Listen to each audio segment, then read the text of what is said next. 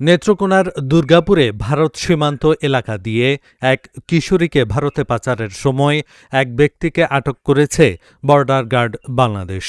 এ সময় পাচারের চেষ্টা করা কিশোরীকে উদ্ধার করার কথা জানায় বিজিবি। আটক ব্যক্তি মানব পাচারকারী বলে দাবি করেছে বিজিবি। উদ্ধার ১৪ বছরের কিশোরীর বাড়ি একই উপজেলায়।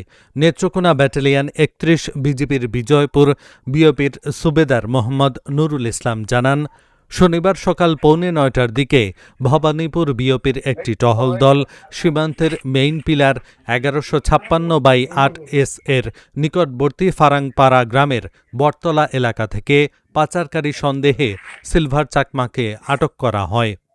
আটককৃত ব্যক্তি বাংলাদেশ থেকে এক কিশোরীকে ভারতে পাচারের চেষ্টা করছিলেন। এ সময় ১৪ বছরের এক কিশোরীকে উদ্ধার করা হয়। আটক ব্যক্তি ও উদ্ধার হওয়া কিশোরীকে প্রয়োজনীয় আইনগত ব্যবস্থা গ্রহণের জন্য দুর্গাপুর থানায় হস্তান্তর করা হবে বলে জানিয়েছেন বিজিবির এই কর্মকর্তা।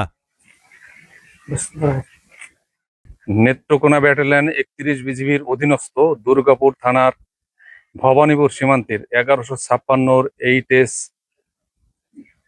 এর নিকটবর্তী স্থান থেকে সন্দেহভাজন একটি ইজি বাইককে আমরা চ্যালেঞ্জ করলে দেখতে পাই যে একজন পুরুষ একজন মেয়ে যাচ্ছে। তাদেরকে জিজ্ঞাসাবাদের মাধ্যমে জানতে পারি যে মেয়েটিকে সিলভার নামের একজন ব্যক্তি ভারতে পাচারের উদ্দেশ্যে নিয়ে যাচ্ছিল।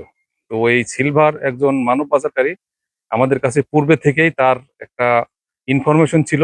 আমরা তাকে নজরদারিতে রেখেছিলাম, তাকে ধরার জন্য আমরা অনেক চেষ্টা করছি। শেষ পর্যন্ত তাকে আমরা আটক করতে সক্ষম হই এবং আমাদের এই অভিযান সর্বক্ষণিক চালু থাকবে। এবং যে বর্তমান দেশের পরিস্থিতি যে পুশিন নিয়ে যে একটা চলতেছে, আমরা বিজিবি সদা প্রস্তুত। সর্বসময় আমরা এই যে কোনো মূল্যে যে কোনো বিনিময়ে পুশিন আমরা রোধ করব এবং পুশিন হতে দেব না, এটা আমাদের প্রতিজ্ঞা।